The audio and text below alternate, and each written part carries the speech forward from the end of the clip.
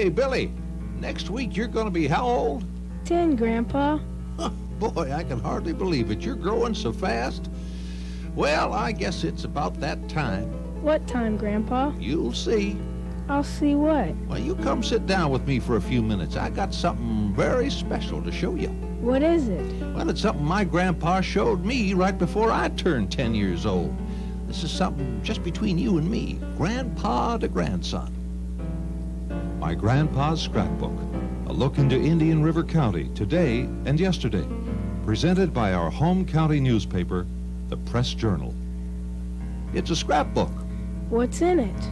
Some things I've been saving and working on pretty near my whole life. It's a collection of photos and articles about the way things were when I was little and how they are today. You want to see? Yeah. Well, first of all, I bet you didn't know I lived in 3 counties without ever moving. See, back in the early days, this county changed names many times. In 1855, this county was named Brevard County. Before that, it was St. Lucie County.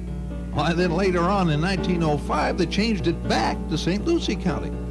Well, the people in these parts got kind of tired of having to drive all the way to Fort Pierce to conduct county business. So a group of local men took a trip on up to Tallahassee to help Senator A.W. Young finish the battle to change the name to Indian River County.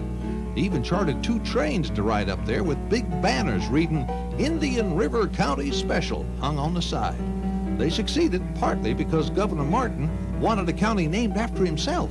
So in 1925, the new Martin and Indian River counties were formed. Now, way back before all this happened, Indian River County had 2 other names. What were they? Well, the very first name was St. Johns County. Then back in, 1824, this area was known as Mosquito County. Yuck. Yeah, that's right. It wasn't a very attractive name, but fitting just the same. See, in the early days, you could swing a quart can in the air and catch a gallon of mosquitoes. Heck, they'd carry you off if you didn't have any weight to you. Really? Well, let me tell you, when I was your age, we used to play a trick on the mosquitoes. We'd place our hands on the porch screen and hold it there. And after a minute, we'd pull our hands away and you'd see a solid black outline of mosquitoes where your hand used to be. Wow. How'd you get rid of them? We're still fighting them, but we got rid of quite a few when they drained the land. What do you mean, drain the land? Well, Billy, back before the Indian River Farms Company dug all the ditches and canals in 1912, much of this area was underwater. It was nothing but swamps and savannas. I remember when they finally cut through the last section of canal, it was like unplugging a bathtub. All the water drained off and the fertile land was left for settling. What's this picture? Oh, look at that now. It's the old Sebastian Post Office. You know, it was first called the New Haven Post Office back in 1882 after Thomas New, an early settler to that part of the county. But on November 13th, 1884, it was renamed Sebastian and has been that ever since. Here's what the Sebastian Post Office looks like today.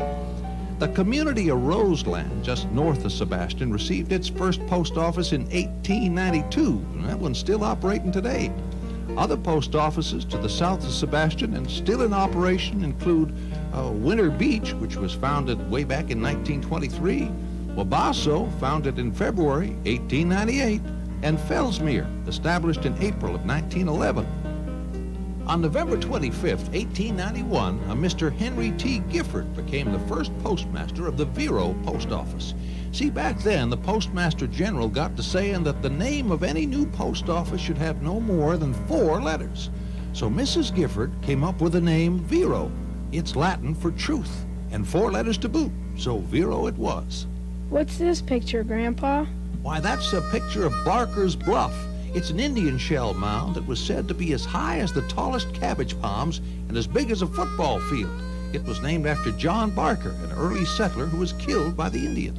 Really? Yep, and as the story goes, John Barker and his brother-in-law, William Russell, were trading with the Indians. Well, rumor has it that they got to adding a little too much water to the firewater and were salting the gunpowder with sand. Well, the Indians felt cheated and decided to put an end to them. Barker was killed. Mr. Russell got away, though he did take a bullet in the arm. Later on, in 1881, Barker's Bluff was homesteaded by Gottlob Kriegel. Craigle later sold the shell mound to St. Lucie County to use for the first paved road stretching from Micco to Stewart in 1908. Craigle's son Paul loved to watch the pelicans fly to their homes after an easy day of diving for food. But shucks, in the 1890s, before there was laws protecting the birds, many hunters killed young pelicans and egrets in order to get feathers for women's hats. Well, this stirred up Paul Craigle so much that he'd regularly leave his boat shop and jaw the hunters to leave them birds alone. Craigle had a heck of a time stopping them because he had no legal authority. Well, through the efforts of Craigle and the Audubon Society, President Teddy Roosevelt set aside Pelican Island as the nation's very first wildlife refuge. That was on, March 14th, 1903. Why, Craigle himself was named this country's first warden over a wildlife refuge. Where was this picture taken? Well, let's see. That kind of looks like, yeah, that's old downtown Sebastian. You can tell by the old Vickers store on the left, and to the back over the tracks there is the school. It is 2 stories high. From the school, you can see the Kitching store on the left, 3 small buildings, the Hardy store. Across the street is the Vickers store. You can see the roof of the Sebastian Inn showing above and behind the Vickers store. In the front there is the railroad station. Here's what the first school in Sebastian looked like. Boy, my school sure looks different. Yeah, well, today, Sebastian and the rest of the county have put up quite a few new schools to keep up with all the people moving here. This building was also a school, but now it's Sebastian City Hall. Sebastian sure is growing. Did you know the city of Sebastian was formed way back in 1933? No, Grandpa. Why'd they call it Sebastian? Well, you see, the very early Spanish explorers named the river St. Sebastian back in the 1700s, so they decided to call the city Sebastian after the river. The St. Sebastian River made big news back in September of 1924. See, that's when the Ashley gang held up the Bank of Pompano and escaped with $10,000 in cash. Then John Ashley and his gang made a mad dash for Jacksonville. A group of lawmen from Palm Beach and St. Lucie counties put a chain across the old wooden bridge over the St. Sebastian River. Wow, did they catch him? Well, now, the story goes that after chasing away some local boys, the lawmen were ready. The Ashley gang drove on the bridge, the lawmen quickly surrounded them, and when the time came to handcuff them, John Ashley, the leader of the gang, barked an order. The outlaws jumped for their guns, but the sheriff and his deputies took no chance. They poured lead in them, putting an end to the Ashley gang. Right on the bridge? Yep. Later on, why, they had to replace that old wooden bridge with this one in 1958. Oh, and speaking of bridges, here's the first wooden bridge to cross the Indian River back when this was St. Lucie County. It's the old Vero wooden bridge. It was opened on Labor Day, 1920. The next bridge was this wooden one in Wabasso. It was built back in 1924, and it opened on Washington's birthday. Here's a photo of the old bridge right next to the new bridge. The new Wabasso Bridge was built around 1970. These bridges are quite a bit different from the old ones. I can remember crossing the old wooden bridge in Vero, and as you went across, you'd think the boards were coming up after you because they just rattle as you went over them. The Barber Bridge replaced the wooden bridge in 1951. Isn't that where we go fishing? Yeah, it sure is. Shoot, you'd really have to drop a long line if you hope to catch any fish from the 17th Street Bridge. That was opened in 1980. Here's what it looked like during construction. Now, this here is how the Sebastian Inlet looked before the bridge was built across it. The bridge was started in 1964. Took quite a bit of work, but they finished it, and by golly, there it stands today. You've taken me fishing there, too. Oh, sure have. Right here under the bridge and also on the jetty. You know, that inlet wasn't always there. See, back around 1914, a Mr. R.O. Couch designed a dredge to try and cut an inlet through the island. He had the help of Charles Sembler, another early settler to the area. Oh, they tried and they tried, but each time they cut through, the hole just kept filling back up with sand. Later on, why, the Inlet District was formed and completed the inlet in 1924. Grandpa, what's this picture? That's downtown Vero back in 1926. Oh, I tell you, this brings back some fond memories of strolling through the streets of downtown Vero Beach. This is the Osceola building. Florsheim Shoes was there at the time. Across the street here is the Sinclair station. Walking north up 15th Avenue, you get to the Del Mar Hotel. It was just a year old at the time. Turning east on 21st Street, you'd pass the arcade, then the Pocahontas building, which is still there today.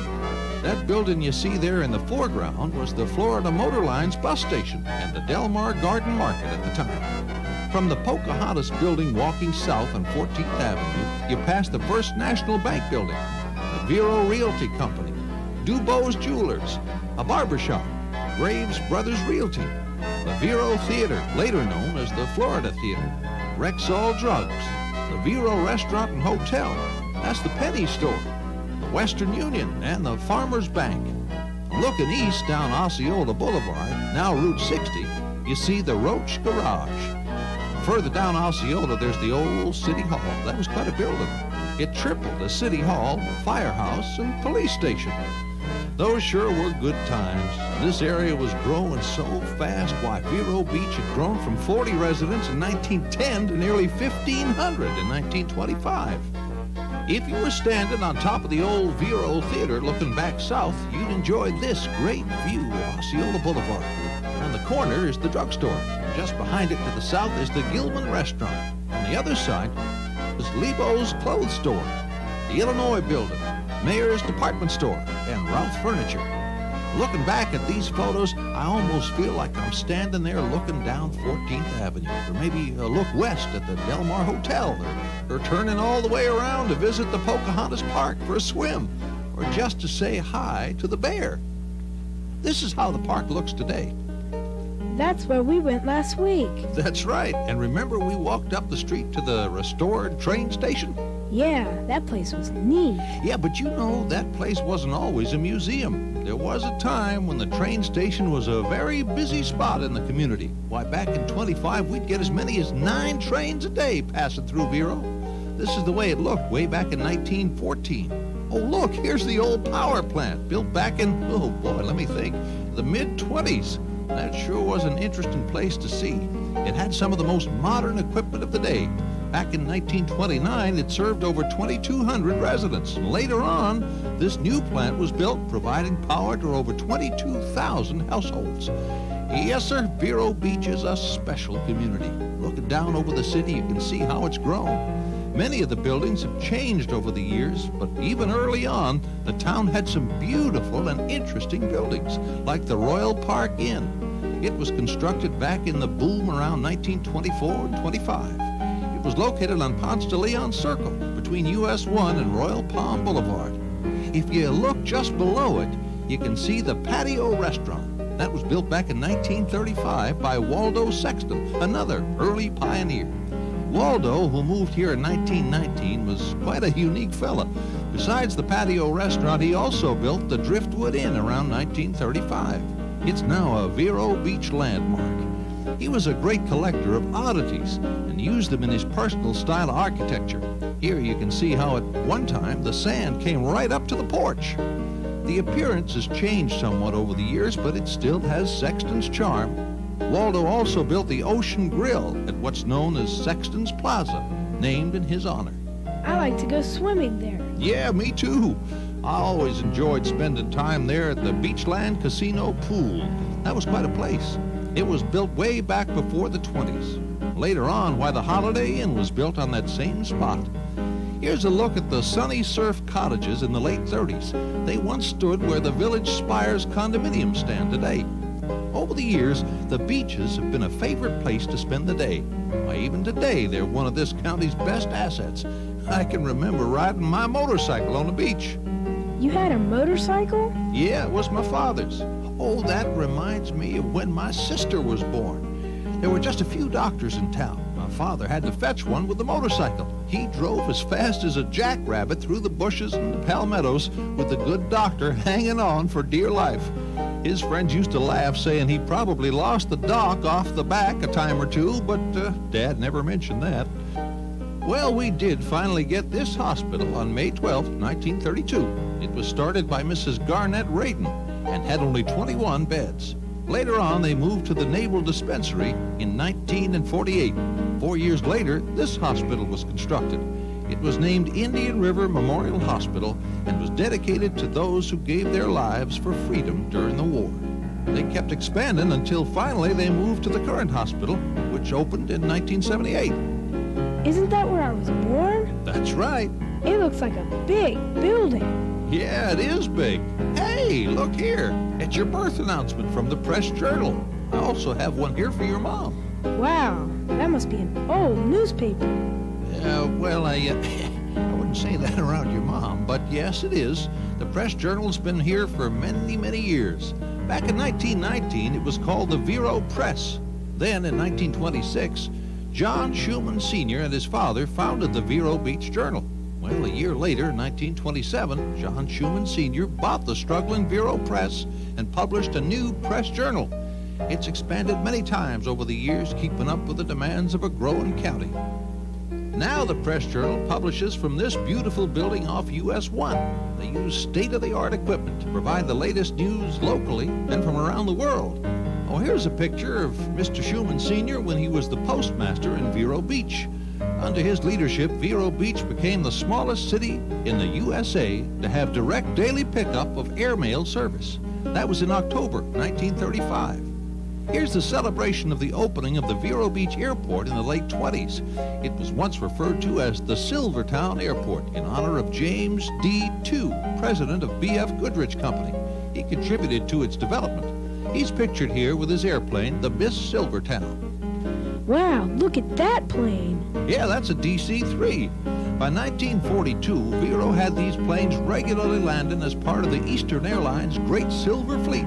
Today, the airport looks a bit different with an FAA tower in this terminal. Oh, look, here's a picture of the Sebastian Airport. That's a nice little airport. Why, in 1981, the city built this beautiful 18-hole golf course right there with the airport. The Sebastian Airport's been in operation since World War II. Around that same time, the Navy turned the Vero Beach Airport into a major training center. In 1941, they brought more than 2,000 men to Vero Beach. Well, after the war, we weren't quite sure what to do with the rows of empty barracks. Then in 1948, the Brooklyn Dodgers came to Vero Beach for spring training. The city leased the vacated barracks and grounds to the Dodger Club for pennies. The Dodgers built a stadium here and named it Bud Holman Stadium. Bud helped to bring the Dodgers and the town together. Here's a picture of Bud throwing in the first ball of spring training to Walter O'Malley. O'Malley is flanked by the Dodger coaching staff. I guess they thought Bud threw a wild ball. Today, Dodger Town has a different face. The old barracks were torn down in 1973 to make room for the conference center and more modern facilities for the players. Remember when I took you out to meet the players? Yeah, Grandpa, that was great. The hot dogs are real good, too. Well, quite a few people travel many miles to eat those hot dogs and watch the Dodgers play ball. Of course, they do come for other reasons, like the beaches and warm Florida sun. And fishing. Yeah, that's right. Golf and tennis, too. You see, tourism is Indian River County's second largest industry. People come to visit here because there's lots of good things to do, like going to nice restaurants, seeing a play at the Riverside Theater, or maybe looking at the paintings over at the Center for the Arts. That's where I got my face painted. Yep, that was at the Children's Art Festival. You know, this area has always had many fun events to attend. I always loved the parades. Remember going to this parade at the Sebastian 4th of July celebration? Yeah, there sure were lots of people. All the fairs and festivals do make this area special. But do you know the #1 industry that makes this county special? What? Citrus. Citrus has been a big part of this county for many, many years. Indian River citrus is known as some of the best in the world. Why, records show that citrus had been planted in this area as early as the 1880s by David P. Gibson. Oh, there were many, many people starting up grows in the early days, and one of them, a Mr. Stephen Michael, started his grows in the Orchid area between 1902 and 1912. It was said that he had a small garden next to his home, and the deer would regularly help themselves to his crop, so they nicknamed it the Deerfield. So it only seemed fitting that he name his company Deerfield Groves. Back then, many different crops were grown in Indian River County, from tomatoes and potatoes to sugar cane and pineapple, but citrus was best suited for the climate. One of Indian River County's biggest farming communities is Fellsmere, located west of Sebastian. Fellsmere was named after E. Nelson Fell, who settled there in 1910. People had high hopes for that town. By 1913, Fellsmere had 503 residents. Why, Vero only had 85 at the time. The Fellsmere Farm Company was instrumental in the growth of the community. They were selling land, and many people were buying. It was quite a booming city. As a matter of fact, Fellsmere was the second city in the state of Florida to have concrete streets, and one of the first to allow women the right to vote, 5 years before the rest of the country. Things were looking great for Fellsmere until tragedy struck with the big hurricane of 1915. It poured over 13 inches of rain on the small city and flooded its partially finished drainage canals beyond capacity. The flooding sent many settlers packing for the north, never to return again. But many stayed in the city of Fellsmere, and today it remains a nice, quiet little community. Oh yeah, Fellsmere had another first to its record.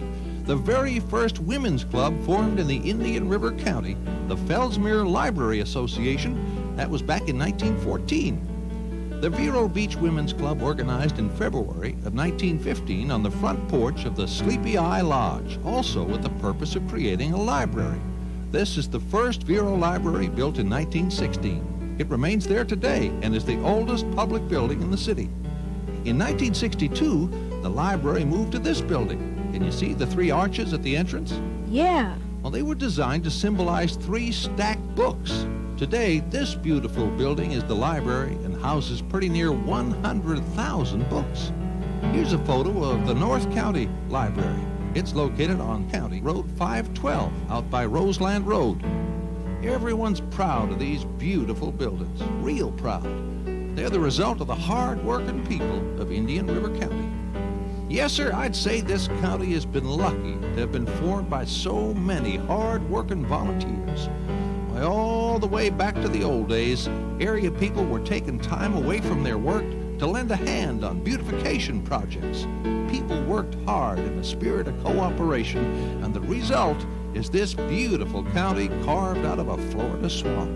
Today, these creative playgrounds in Sebastian and Vero Beach are perfect examples of what the people of this area can accomplish together, working hand in hand for the good of everyone. You know, Grandpa, I really like those playgrounds, and I really like your scrapbook, too. Oh, I'm glad to hear you say that, Billy. It reminds me of when my grandpa first showed some of those pictures to me. His stories of the way things used to be have always helped me remember how he used to be. I've been very careful to take special care of these photographs, so when you reach the right age, I can turn them over to you. Really, Grandpa? It's for me? That's right. This scrapbook is for you and your grandkids, from my grandpa and me. I sure hope you like it. I love it, Grandpa, and I'll take real good care of it. Yeah, I know you will, Billy, and that makes me real happy.